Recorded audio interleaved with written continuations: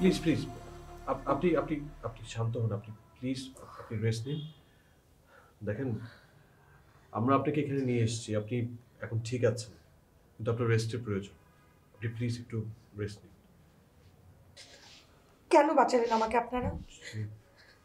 আমি বাঁচতে চাই না, আমি জীবনই রাখতে চাই না। না, আপনাকে বাঁচতে হবে। দেখেন, মানুষ অনেক কিছু চায় না, তারপর সেটাই করতে হয় যেটা জরুরি।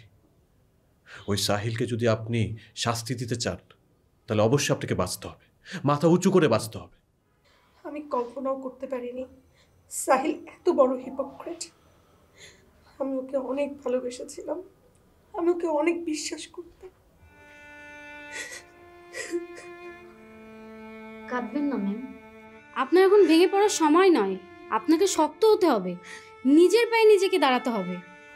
কিন্তু কোনো কিন্তু নয় আনিকা, সাহিলের শাস্তি দাবিতে আপনাকে সবচেয়ে বেশি ভূমিকা রাখতে হবে।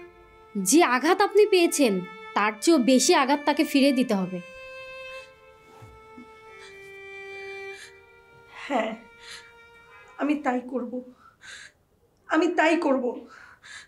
আমি সাহিলের শাস্তি চাই, আমি ওর চরম শাস্তি চাই। আর যেন কোনো স্ত্রী তার স্বামীকে বিশ্বাস করে এত বাজেভাবে প্রতারিত না হয়। সমাজের সবার সামনে আমি ওর আসল আসল চেহারা আমি আনিকা, খুলে দিতে।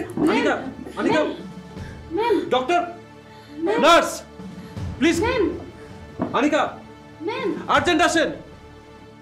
এই সিচুয়েশনে এখন আমাদের কি করা উচিত? সেটাই তো ভাবছি।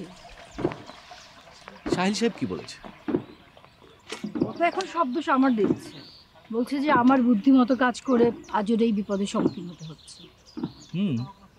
কথাটা একেবারে মিথ্যে নয়, তবে কার কথা শুনে সাহিল সাহেব বিপদে পড়লো সেটা আমাদের না ভাবলেও চলবে। এখন আপনাকে যেভাবে চলতে হবে যে সাহিল সাহেব ফেসে গেলেও বুদ্ধির মার প্যাচে যেন আপনি বেরিয়ে আসতে পারেন। আপনি না বললে আমি সেটা করতাম না।